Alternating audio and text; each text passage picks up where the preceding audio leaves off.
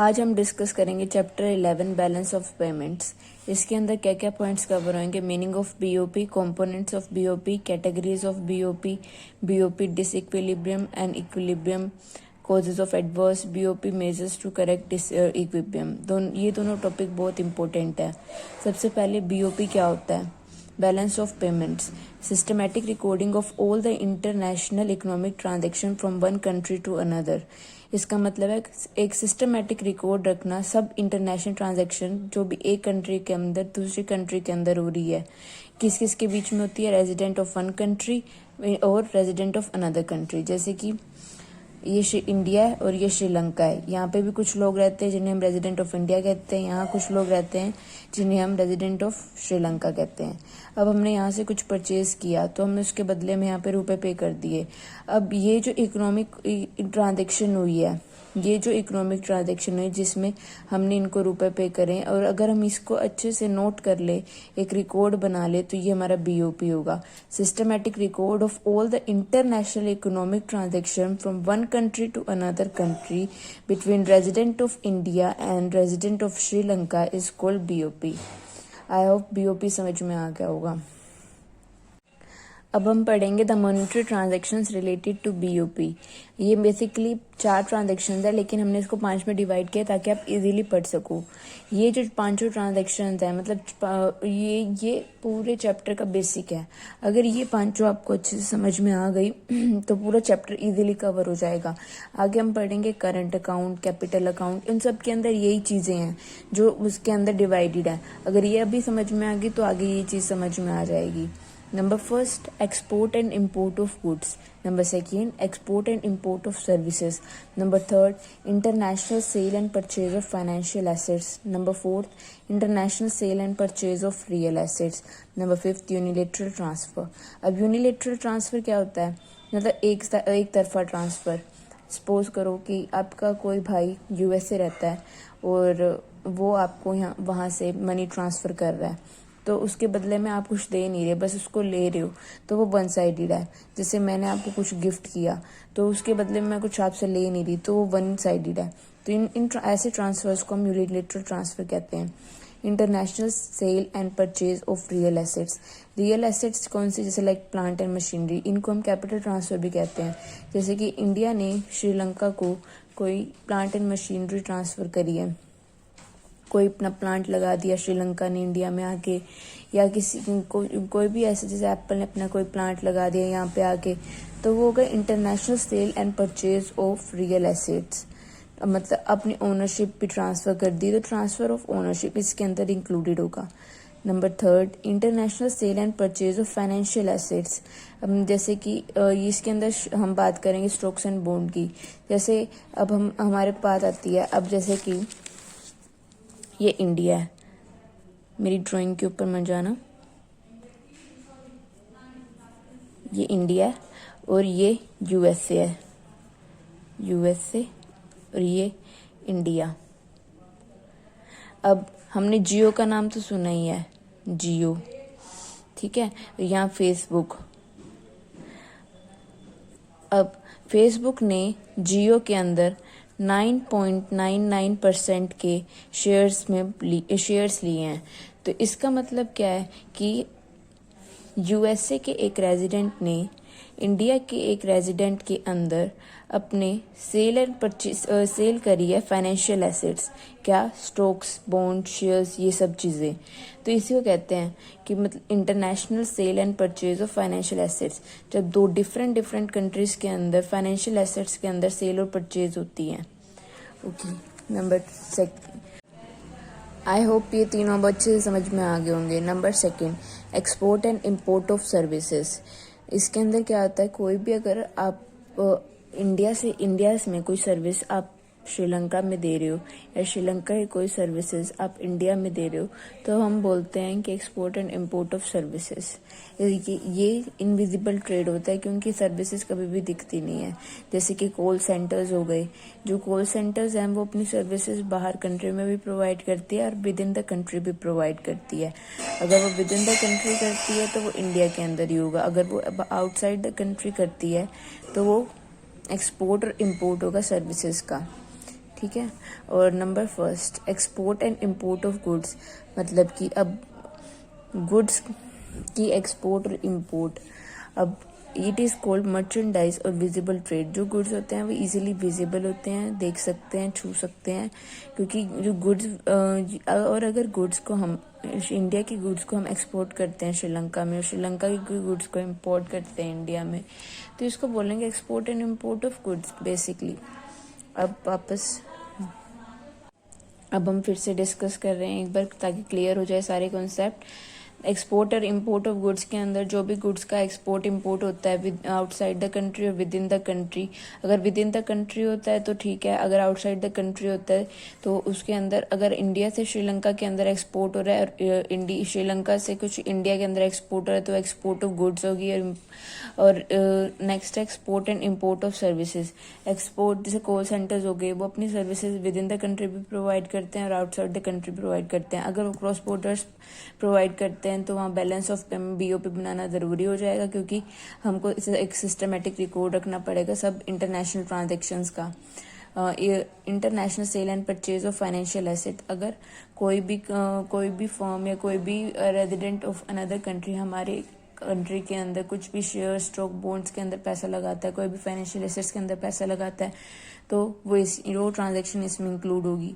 International sale and purchase of real assets, real asset कैसे, जैसे plant and machinery, इन तरह की जो रियल एसेट्स होती हैं, अगर कोई भी इनके अंदर अपना सेटअप लगाता है इंडिया के अंदर, वहाँ से जैसे एप्पल ने अपना सारा सेटअप यहाँ पे लगाया इंडिया के अंदर, तो यहाँ पे जो उसकी इकोनॉमिक ट्रांजेक्शन्स हो रही है तो विद इन द कंट्री तो हो नहीं रही, आउटसाइड द कंट्री ही हो रही है, क्योंकि दो कंट्रीज के बीच का इकोनॉमिक ट्रांजेक्शन्स इंक्लूडेड है इसके अंदर। तो इस तरह की ट्रांजेक्शन हम international sale and purchase of real assets के अंदर बताएंगे।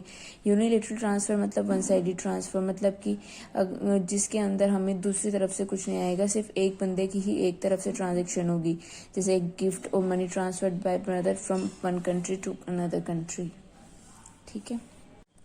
नेक्स्ट है balance of payment. Balance of payment के अंदर दो चीज़ें आपने अकाउंट्स में पढ़ी होगी, डेबिट क्रेडिट। डेबिट के अंदर क्या होता है, सब पेमेंट सिस्टम, और क्रेडिट के अंदर सब रिसिप्ट सिस्टम। तो ये डेबिट है, ये क्रेडिट है। अगर हमारा पैसा आता है, जैसे हमने कुछ गुड्स एक्सपोर्ट करी है, उसके बदले में हमारा पैसा आएगा तो वो इनफ्लो में आएगा, इनफ्लो होगा गुड्स का, तो वो क्रेडिट के अंदर शो होगा।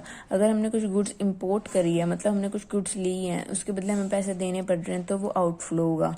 ऐसी अगर हमने कुछ सर्विसेज एक्सपोर्ट करी है तो वो उसके अंदर हमारे पैसा आएगा तो वो इनफ्लो होगा। और अगर कुछ हमने इंपोर्ट की है सर्विसेज, हमने सर्विसेज दी है, तो उसके अंदर पैसा जाएगा तो वो आउटफ्लो ऑफ मनी होगा। तो यही होता है, डेबिट के अंदर आउटफ्लो होता है और क्रेडिट के अंदर इनफ्लो आता है। अब तीन चीज़ें होती है, एक तो आपने पढ़ा ही होगा, अगर जैसे कि ये एक लेजर है टी शेप, इसके अंदर अगर हमने यहाँ पे कुछ आइटम्स लिख दी, यहाँ पे कुछ आइटम्स लिख दी, यहाँ कुछ आइटम्स लिख दी, यहाँ कुछ आइटम्स लिख दी, अगर इन दोनों के बैलेंस इक्वल है तो मतलब ये बैलेंस इक्वल है, इक्वल।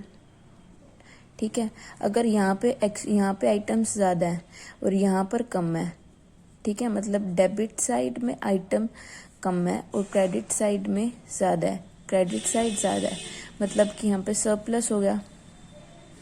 और अगर यही होगा, अगर यहाँ पर आइटम्स ज़्यादा हैं, ये आइटम्स ज़्यादा हैं, यहाँ वाली आइटम ज़्यादा है, मतलब पेमेंट साइड हमारी ज़्यादा है, रिसीप्ट साइड हमारी कम है, तो मतलब यहाँ हमें नुकसान हो गया, तो मतलब यहाँ डेफिसिट होगा।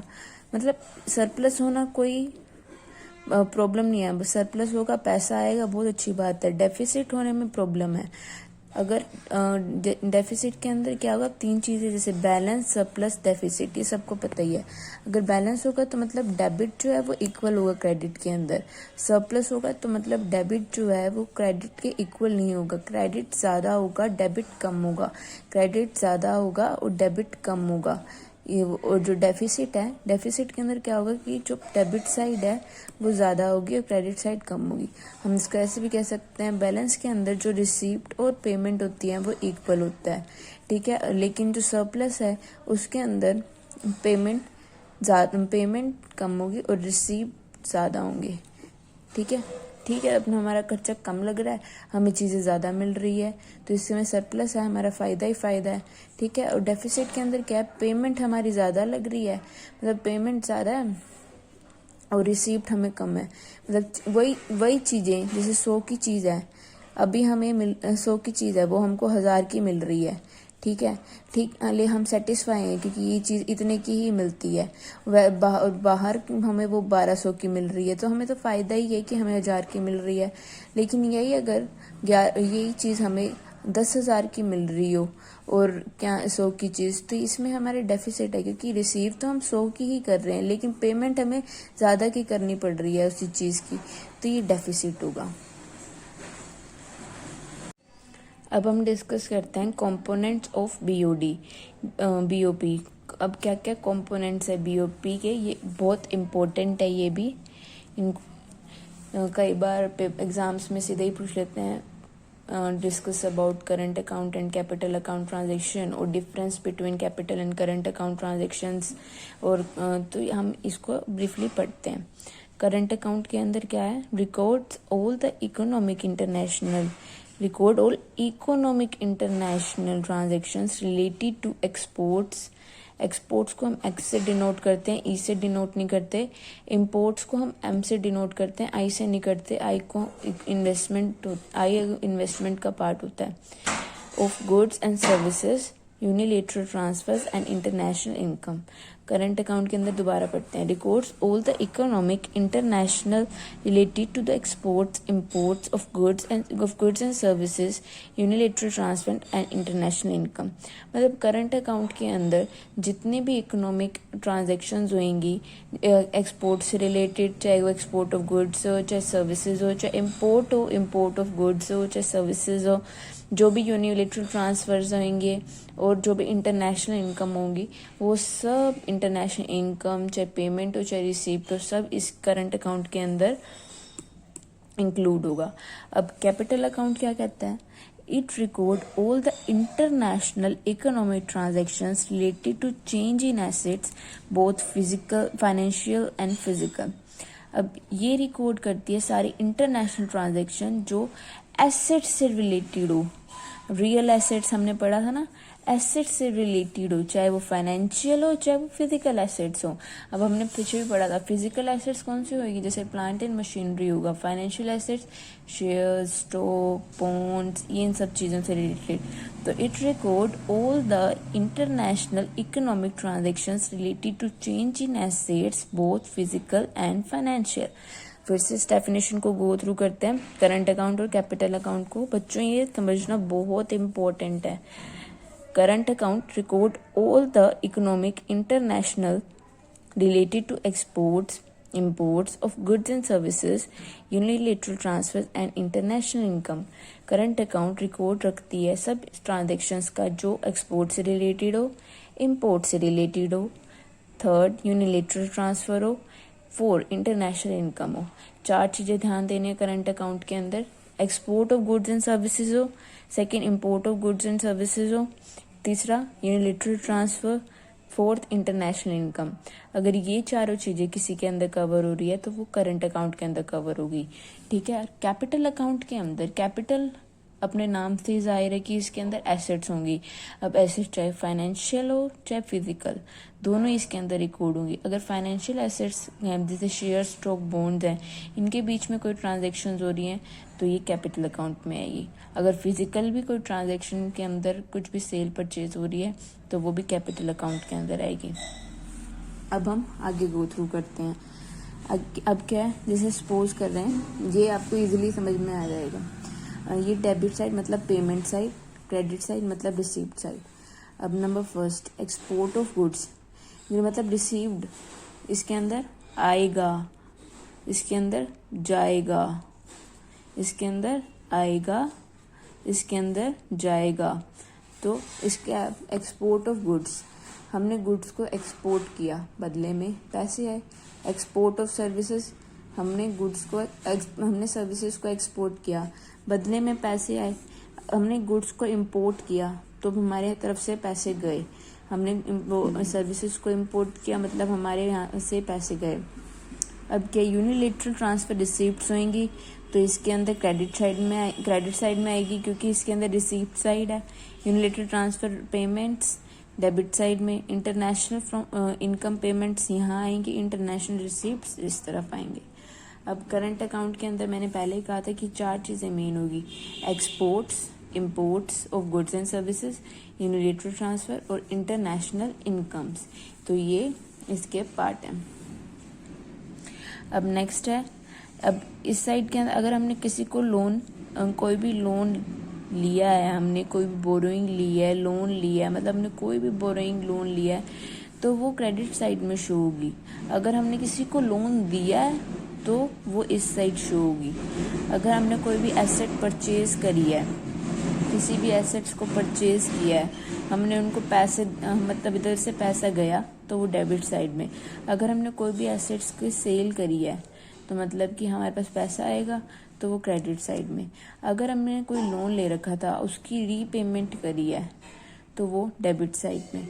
अगर कोई कैपिटल मतलब कोई फ्यूचरिस्टिक कैपिटल रीपेमेंट, मतलब कोई फ्यूचरिस्टिक रीपेमेंट होती है, फ्यूचर में हमें मिलना था अब मिल गया हमें, तो ये कैपिटल रीपेमेंट्स होंगे। ठीक है, अब वापस से एक बार गो थ्रू करते हैं। Components of BOD: number 1 current account, number 2 capital account.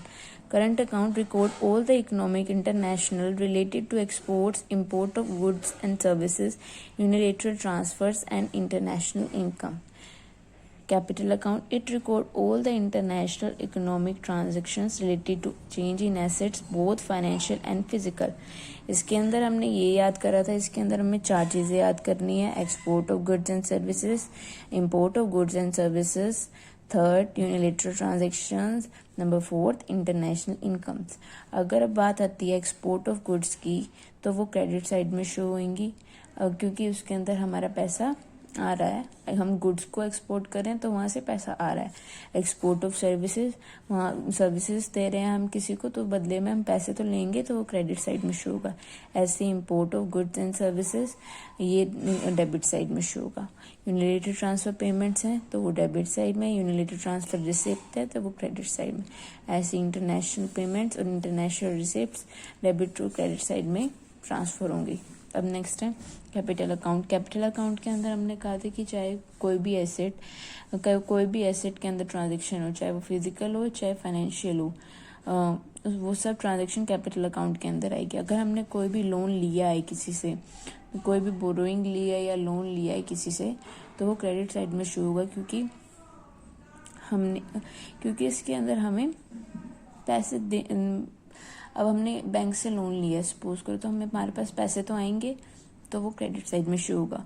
ऐसे हमने कोई भी एसेट्स की सेल करी है, मैंने आज आपको एक एसेट बेची है, आपके पास एसेट आई है, मेरे पास पैसे आएंगे, तो मेरे पास अगर पैसे आए हैं तो मैं अपनी क्रेडिट साइड में शो करूँगी।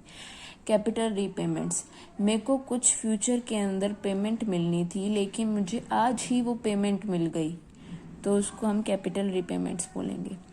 अगर हम अब डेबिट साइड की पे चलते हैं, इसके अंदर क्या है, जैसे लोन हमने किसी को दिया है, अब मैंने आपको लोन दिया है, मेरी तरफ से पैसे गए हैं, चाहे वो मुझे फ्यूचर में मिले उसकी रीपेमेंट, लेकिन अभी तो मेरे तरफ से गए, तो वो डेबिट साइड में आएगा।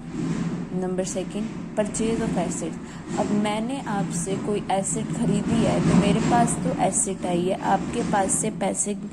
आपके पास पैसे आए हैं, तो आप अपने उसके अंदर क्रेडिट के अंदर शो करोगे, मैं इसमें डेबिट के अंदर शो करूँगी। रीपेमेंट ऑफ लोन, अगर हमने किसी भी लोन की रीपेमेंट करी है, जैसे कोई रीपेमेंट की बात आ गई, चाहे कोई इंस्टॉलमेंट्स पे करने की बात आ गई, तो वो सब इसमें शो करेंगे। जैसे कि मैंने एक मोबाइल लिया, उसमें मैंने क्या किया कि 2 तो डाउन पेमेंट कर दी, कि इन 3,000 की तो मैंने डाउन पेमेंट कर दी, बाकी की मैंने इंस्टॉलमेंट्स में कर दिया कि हाँ मैं इस महीने 1,000 चुका दूंगा, इस महीने मैं 1,000, इस महीने मैं 2,000, इस महीने मैं 3,000, ऐसे करके मेरा टोटल मोबाइल का मैं पूरा पे कर दूंगा। ठीक है, अब हमने ये तो पे कर दी। अब बात आई रीपेमेंट ऑफ मोबाइल की तो फिर अब अगर 1,000 रुपये हम अब पे कर रहे हैं, तो मतलब हमारी तरफ से 1000 रुपये जा रहे हैं तो वो हम इसमें शो करेंगे, क्योंकि चाहे वो इंस्टॉलमेंट हो चाहे कोई सी भी लोन की पेमेंट हो, अगर हमारी तरफ से पैसा जा रहा है तो हम डेबिट साइड में शो करेंगे। ठीक है, नेक्स्ट हम डिस्कस करते हैं करंट अकाउंट के बारे में। करंट अकाउंट के अंदर क्या क्या आता है। Number first, export and import of goods, ये हमने डिस्कस कर लिया था। Number second, invisibles. इनविजिबल्स के अंदर क्या क्या आता है। सर्विसेज। सर्विसेज कैसी कैसी services, shipping, banking, insurance. Shipping भी एक सर्विस है, बैंकिंग भी एक सर्विस है, इंश्योरेंस भी एक सर्विस है। अगर हम सपोज करो किसी को सर्विस दे रहे हैं तो वो एक्सपोर्ट ऑफ इंश्योरेंस हो गया। अगर हम किसी को इंश्योरेंस दे रहे हैं तो मतलब एक्सपोर्ट ऑफ इंश्योरेंस हो गया, एक्सपोर्ट ऑफ सर्विसेज हो गया। अगर हम किसी से इंश्योरेंस ले रहे हैं तो मतलब वो इम्पोर्ट ऑफ इंश्योरेंस हो गया, तो वो भी एक सर्विस है। यूनिलेटरल ट्रांसफर्स, ये भी हमने डिस्कस किया था। Number last, income. इनकम हमने पिछले वाले पेज पे डिस्कस किया था कि हम रिकॉर्ड करंट अकाउंट की डेफिनेशन में record all the economic international related to exports, import of goods and services, unilateral transfer and international income. तब आपके मन में एक क्वेश्चन रेज होगा कि इंटरनेशनल इनकम होता क्या है। अब यहाँ पे डिस्कस करते हैं वो इनकम। इंटरनेशनल इनकम के अंदर दो पार्ट आते हैं, एक तो सीओई जिनको हम बोलते हैं compensation of employees. Number second investment income. Compensation of employees मतलब किसी को वेजेस देना, एम्प्लॉयज को सैलरी देना, ये सब चीजें इसके अंदर कवर होती है। इस इनकम को हम बोलते हैं सीओई, इंटरनेशनल इनकम। एक इन्वेस्टमेंट इनकम, अगर हमने किसी चीज में इन्वेस्टमेंट कर रखी है या किसी ने हमारे कंपनी के अंदर इन्वेस्टमेंट कर रखी है तो डिविडेंड, प्रॉफिट्स, ये सब उसके पार्ट्स हैं, तो ये इस इंटरनेशनल इनकम के अंदर कवर होंगी। तो करंट अकाउंट के अंदर बेसिकली 4 चीज़ें कवर हो रही है। Export and import of goods. Number second, invisibles. Invisibles के अंदर सर्विसेज। नंबर कौन कौन सी, जैसे शिपिंग, बैंकिंग, इंश्योरेंस। नेक्स्ट है यूनिलेटरल ट्रांसफर्स। नेक्स्ट है इनकम। इनकम के अंदर हम बात कर रहे हैं 2 चीज़ों की, compensation of employees. Number second, investment income. Compensation of employees के अंदर वेजेस, सैलरीज, ये सब चीज़ें इंक्लूड होती है। और इन्वेस्टमेंट इनकम के अंदर डिविडेंड एंड प्रॉफिट। अब हम डिस्कस करेंगे करंट अकाउंट के बाद कैपिटल अकाउंट। कैपिटल अकाउंट के अंदर बेसिकली 2 चीज़ें आती है, capital receipts, capital payment. Capital receipts के अंदर नंबर फर्स्ट, लोन्स हम किसी को दे सकते हैं, किसी से ले सकते हैं, तो वो इसके अंदर इंक्लूड होगा। एसेट्स जैसे मैंने पहले भी बताया है कि ऐसे चाहे फाइनेंशियल हो चाहे फिजिकल हो, सब इसके अंदर इंक्लूड होगा। चाहे उसकी सेल होगी चाहे परचेज होगी, सब इसके अंदर इंक्लूड होगा। अब नेक्स्ट टॉपिक आता है capital movement. Capital movements, in fact capital transfers, इनके अंदर 2 चीज़ें इंक्लूड होती है, डायरेक्ट इन्वेस्टमेंट और पोर्टफोलियो इन्वेस्टमेंट। अब ये दोनों चीज़ें आपके लिए नहीं है, ये चीज़ें समझना बहुत ज़रूरी है, क्योंकि हमने लोन के बारे में पढ़ लिया है पहले ही। लोन हम किसी को दे रहे हैं चाहे किसी को ले रहे हैं, वो सब कैपिटल अकाउंट में, कैपिटल रिसीप्ट्स हो चाहे कैपिटल पेमेंट्स हो, सब इसके अंदर इंक्लूड होगा। अगर हमने एसेट के अंदर सेल एंड परचेज करी है तो वो इसके अंदर इंक्लूड होगा। अब कैपिटल मूवमेंट, अब इसको मैं एक एग्जांपल से समझाती हूँ। जैसे कि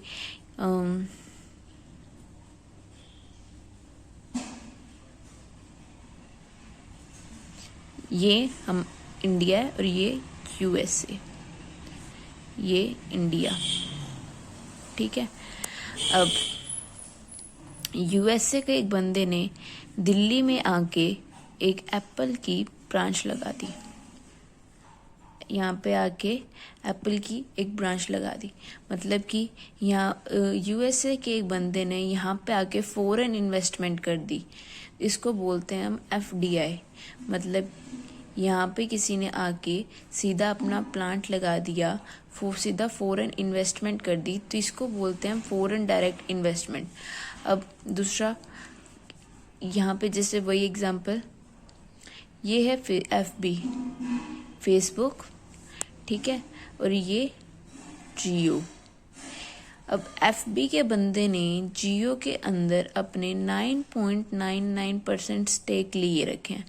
अब अभी फिलहाल ही उसने खरीदे 9.99% स्टेक।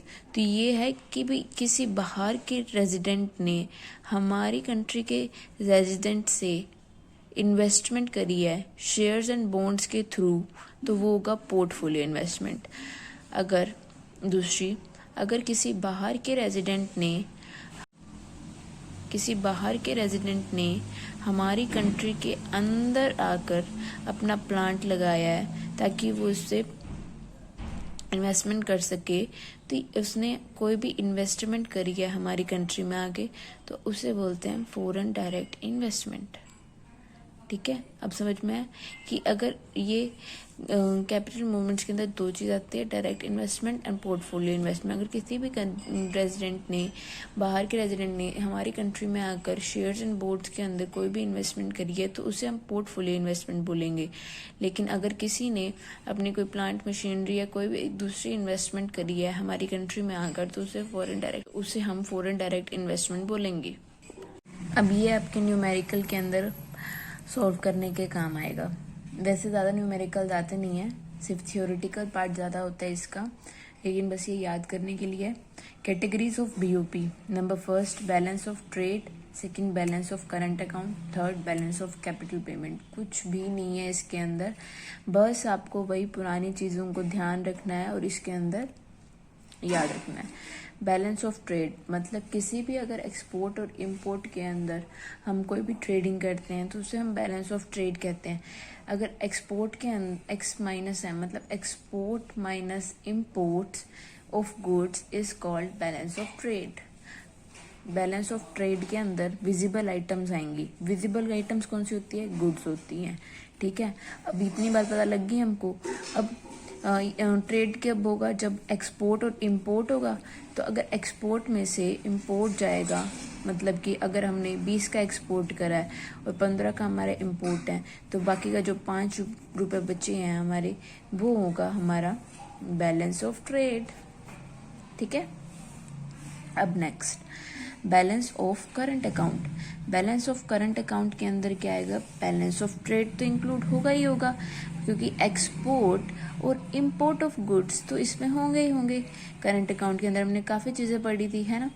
बैलेंस ऑफ इनविजिबल्स, जो भी हमने 3 चीज़ें पढ़ी थी, क्या क्या 3 चीज़ें थी याद करते हैं हम। क्या 3 चीज़ें हमने पढ़ी थी? सर्विसेज, सर्विसेज के अंदर कोई भी सर्विसेज आ सकती है।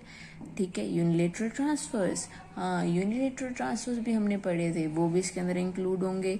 ठीक है, और हमने कौन से ट्रांसफर पढ़े थे? इनकम्स पढ़ी थी शायद हमने, है ना। इंटरनेशनल इनकम्स, चाहे वो कोई भी इनकम हो, इन्वेस्टमेंट इनकम हो चाहे COE हो, वो सब इसके अंदर इंक्लूड होगा। ठीक है, और बाकी के कोई भी बचे कुछ ट्रांसफर्स मतलब बैलेंस ऑफ ट्रांसफर्स, वो इसमें इंक्लूड होंगे। अब बैलेंस ऑफ करंट अकाउंट कितना इजी है, क्योंकि अब इसमें बैलेंस ऑफ ट्रेड आ गया, बैलेंस ऑफ इनविजिबल्स वो 3 पार्ट, और बैलेंस ऑफ ट्रांसफर, जो बचे हुए ट्रांसफर्स होके बैलेंस होते हैं वो भी इसमें इंक्लूड हो गए। So it's very easy balance of current account याद करना। अब balance of capital account, balance of capital account भी बहुत इजी है। Export minus import of capital, loan और फॉरेन एक्सचेंज, या कोई भी चाहे कैपिटल लोन हो चाहे फॉरेन एक्सचेंज के बीच में एक्सपोर्ट इंपोर्ट हो, अगर उसका कोई भी बैलेंस होता है तो वो बैलेंस ऑफ कैपिटल अकाउंट होगा। ठीक है, हमने कोई लोन लिया, सपोज करो हमने कोई लोन दिया, इंडिया ने श्रीलंका को लोन दिया 10 करोड़ रुपए का। ठीक है, लेकिन श्रीलंका ने पहले ही इंडिया को 5 करोड़ का दे रखा था। तो अगर हम इसका बैलेंस बनाए तो क्या होता बचेगा? 5 करोड़। तो ये जो 5 करोड़ होंगे ये बैलेंस ऑफ कैपिटल अकाउंट होगा। ठीक है, अब हम वापस से सब डिस्कस कर रहे हैं। कैटेगरीज 3 पार्ट होते हैं, balance of trade, balance of current account, balance of capital account. Balance of trade के अंदर क्या होगा? Export minus import of goods. ठीक है, अगर हमने कोई भी 20 रुपए की चीज़ का एक्सपोर्ट किया है और 15 रुपए की चीज़ हमारी आ गई है, इधर हम करोड़ में बात कर रहे हैं याद रखना। कोई भी 20 करोड़ की चीज़ हमने एक्सपोर्ट करी है और 15 करोड़ की चीज़ हमने इंपोर्ट कर रखी है, बाकी की जो 5 करोड़ का जो बैलेंस होगा वो हम बैलेंस ऑफ ट्रेड कहेंगे। ठीक है, बैलेंस ऑफ करंट अकाउंट का, अब हमने करंट अकाउंट जब पढ़ा था हमने 4 चीज़ें पढ़ी थी। Export and import of the goods, number second invisibles के हमने 3 आइटम पढ़े थे। नंबर फर्स्ट सर्विसेज, उसके अंदर हमने बैंकिंग, इंश्योरेंस, इस तरह की चीज़ें पढ़ी थी। नंबर सेकंड है यूनिलेटरल ट्रांसफर्स, यूनिलेटरल ट्रांसफ़र मतलब वन साइडेड ट्रांसफ़र, जहाँ पे हमें एक साइड ही ट्रांसफ़र होता है, दूसरी साइड से हम एक्सपेक्ट नहीं करते कि कोई चीज़। नंबर थर्ड, इंटरनेशनल इनकम्स, तो वो सब चीज़ें इसमें इंक्लूड होगी, बाकी का जो भी बैलेंस होगा वो इसमें इंक्लूड होगा। Number third, balance of capital account. Capital account चाहे वो फॉरेन एक्सचेंज के अंदर हो चाहे वो लोन के अंदर हो, ठीक है। हमने ऊपर कैपिटल अकाउंट के अंदर बात की थी कि कैपिटल मूवमेंट्स में दो तरह की इन्वेस्टमेंट होती है, डायरेक्ट इन्वेस्टमेंट और पोर्टफोलियो इन्वेस्टमेंट। तो वो फॉरेन एक्सचेंज इसी की बात कर रहा है। अगर हमने कोई भी सपोज करो लोन दे रखा है, इंडिया ने श्रीलंका को लोन दे रखा है 10 करोड़ रुपए का, लेकिन श्रीलंका ने पहले इंडिया को एक बार 5 करोड़ रुपए का लोन दे रखा था, तो अगर हम उसका बैलेंस निकालें तो कितना होगा, वो 5 करोड़ का बैलेंस ऑफ कैपिटल अकाउंट निकलेगा। अब हम नेक्स्ट टॉपिक पढ़ते हैं, इक्विलिब्रियम इन बीओपी। इक्विलिब्रियम यूँ समझो एक पॉजिटिव वर्ड है, ठीक है, जहाँ हमें टेंशन लेने की कोई भी ज़रूरत नहीं है, बिल्कुल भी टेंशन लेने की ज़रूरत है ना, हमारा कुछ जाएगा ना कुछ आएगा, अब हम एक सेफ गेम खेलेंगे। हम पढ़ते हैं चलो इसके बारे में। When any negative balance in current account is equally counter balance bye a positive balance in capital account. अगर हमारा कोई भी नेगेटिव बैलेंस है करंट अकाउंट में और वो इक्वल है कैपिटल अकाउंट के पॉजिटिव बैलेंस से, तो वो इक्विलिब्रियम की पोजीशन को रेज करेगा। अब सपोज मैं अब इजीली लिख के दिखाती हूँ। करंट अकाउंट, ठीक है, और ये है कैपिटल अकाउंट, ठीक है। इसके अंदर हमारे -10 रुपीज़ पड़े हैं, मतलब कि ये नेगेटिव बैलेंस शो कर रहा है करंट अकाउंट के अंदर, और यही 10 रुपये ही हमारे कैपिटल अकाउंट के अंदर पॉजिटिव बैलेंस शो कर रहे हैं। तो इसके ना कुछ जा रहा ना कुछ आ रहा, तो ये इक्विलिब्रियम की पोजीशन है। मतलब ऑफिशियल रिजर्व्स के अंदर तो कोई चेंज ही नहीं हो रहा, सब जैसा है वैसा का वैसा ही है। तो मतलब जहाँ कुछ भी चेंज ना हो, there is no change in official reserves of central bank, उस कंडीशन को हम इक्विलिब्रियम इन बीओपी बोलते हैं। इसके अंदर जैसे करंट अकाउंट बैलेंस प्लस, अगर हम करंट अकाउंट का बैलेंस लें, कैपिटल अकाउंट का बैलेंस ले, या कोई भी एरर और ओमिशन ले, वो इक्वल टू 0। सपोज -10 + 10 = 0। तो ये जो कंडीशन होगी इस टाइम पर, ये इक्विलिब्रियम की कंडीशन होगी, ठीक है। अब हम पढ़ते हैं कि बेसिक हम डेफिनेशन में, मतलब कि अगर हमसे कुछ पूछें कि what do you mean by BOP equilibrium, तो हम इजी वे में क्या बोलेंगे, in state of BOP equilibrium inward flow of foreign exchange is exactly equal to outward flow of foreign exchange, easy, and there is no change in official reserves of central bank. Okay, अब हम next बात करते हैं disequilibrium in BOP. Disequilibrium के अंदर हमें पढ़ना ज़रूरी है, क्योंकि इसके अंदर हमें फ़र्क पड़ता है। अगर कुछ कम होगा तो भी हमें फ़र्क पड़ेगा, कुछ बढ़ेगा तो भी हमें फ़र्क पड़ेगा। इसमें इक्वल की कंडीशन नहीं आएगी, या तो सरप्लस होगा या डेफिसिट होगा। सरप्लस होगा तो हमें कोई प्रॉब्लम नहीं, डेफिसिट होगा तो हमें बहुत प्रॉब्लम होगी। अब सरप्लस, अब डिसइक्विलिब्रियम के बारे में पढ़ते हैं। A disequilibrium in BOP occurs when the sum total of current account balance and capital account balance is not 0। अब ऊपर हमने पढ़ा था, अगर करंट अकाउंट बैलेंस और कैपिटल अकाउंट बैलेंस का इक्वल टू 0 होते हैं तो इक्विलिब्रियम की कंडीशन होगी। अगर करंट अकाउंट ट्रांजेक्शन और कैपिटल अकाउंट ट्रांजेक्शन का बैलेंस 0 नहीं होगा तो वो डिसइक्विलिब्रियम, टोटली अपोजिट, ठीक है। बीओपी डिसइक्विलिब्रियम के अंदर 2 पार्ट्स के अंदर इसको डिवाइड कर रही हूँ ताकि आपको अच्छे से समझ में आए। Number first BOP surplus, number second BOP deficit. अगर बीओपी बैलेंस है तो इक्विलिब्रियम की कंडीशन होगी, अगर सरप्लस है तो उसके अंदर अगर सरप्लस होगा मतलब हम इसके फेवर में है तो ये फेवरेबल है। डेफिसिट हम इसके कभी भी फेवर में नहीं होगी, क्योंकि हम अपना घाटा कभी भी नहीं चाहेंगे, तो ये अनफेवरेबल होगा। सरप्लस के अंदर अगर हमारी रिसिप्ट्स, ऑटोनॉमस रिसिप्ट्स ज़्यादा होंगी पेमेंट्स से, तो ये सरप्लस की कंडीशन होगी। अगर हमारी पेमेंट ज़्यादा होंगी रिसीप्ट से तो ये डेफिसिट की पोजीशन होगी, जो हमने पहले भी डिस्कस किया था, उसको अच्छे से दिमाग में रखो। तो ये बस इसी इजी ही है ये याद करना। बस बीओपी डिसइक्विलिब्रियम के अंदर हम 3 चीजें पढ़ते हैं, BOP surplus, BOP deficit, BOP balance. अगर बीओपी बैलेंस है तो वो इक्विलिब्रियम की कंडीशन होगी, क्योंकि वहां पे करंट अकाउंट और कैपिटल अकाउंट 0 होगा उनका सम टोटल। लेकिन अगर सम टोटल करंट और कैपिटल अकाउंट का 0 नहीं है, इवन बल्कि सरप्लस में है, तो फिर उस कंडीशन के अंदर ऑटोनोमस रिसिप्ट ज्यादा होंगी ऑटोनोमस पेमेंट से। अगर डेफिसिट की कंडीशन है तो ऑटोनोमस रिसिप्ट कम होंगी ऑटोनोमस पेमेंट से। ओके, ये था। हमें एक बार हम इसको टोटली रिवाइज कर लेते हैं। इक्विलिब्रियम इन बीओपी और डिसइक्विलिब्रियम इन बीओपी। अगर कोई भी नेगेटिव बैलेंस होता है, अगर कोई भी नेगेटिव बैलेंस करंट अकाउंट का इक्वल है positive balance of current account capital account के, तो इक्विलिब्रियम की कंडीशन होगी, क्योंकि वहाँ पे कुछ भी चेंज नहीं होगा ऑफिशियल रिजर्व्स में। अगर हमारे यहाँ पे 10 रुपये हैं तो यहाँ भी 10 रुपये हैं, तो हमारे रिजर्व्स में वैसे का वैसे ही शो होगा। तो अब current account balance plus capital account balance plus errors and omission is equal to 0। इस केस के अंदर इक्विलिब्रियम इन बीओपी होगी। अब इसके बारे में थोड़ा सा और, in state of BOP equilibrium inward flow of foreign exchange is exactly equal to outward flow of foreign exchange. Paper में ऐसे नहीं लिखना है, पेपर में पूरा ऐसे लाइन लिखना है, inward flow of foreign exchange is exactly equal to outward flow of exchange. ये बस याद करने के लिए मैंने ऐसे लिखा है। Next, disequilibrium in BOP. Disequilibrium मतलब इसका बिल्कुल उल्टा, इसमें कुछ आएगा या कुछ जाएगा तो हमें फर्क बिल्कुल पड़ेगा। अगर करंट अकाउंट का बैलेंस और कैपिटल अकाउंट का बैलेंस, इसका सम टोटल अगर 0 नहीं आ रहा है तो मतलब डिसइक्विलिब्रियम है, क्योंकि ये काउंटर बैलेंस, अगर सम इक्वल नहीं आ रहा है 0 का, तो मतलब क्या होगा कि वो काउंटर बैलेंस नहीं हो पा रहे हैं, वो इक्वली मैच नहीं हो पा रहे हैं, तो डिसइक्विलिब्रियम की कंडीशन होगी। अगर वो मैच नहीं हो रहे तो क्या हो रहा है, अगर बैलेंस इक्वल है तो इक्विलिब्रियम होगा, अगर बैलेंस ज़्यादा है तो सरप्लस होगा, मतलब उसमें फेवरेबल है, हम फेवरेबल कंडीशन अराइज होगी, ऑटोनोमस रिसिप्ट ज़्यादा होंगी, पेमेंट्स कम होंगे। लेकिन अगर डेफिसिट की कंडीशन है तो फिर वो रिसिप्ट्स कम होंगी और पेमेंट्स ज़्यादा होंगी।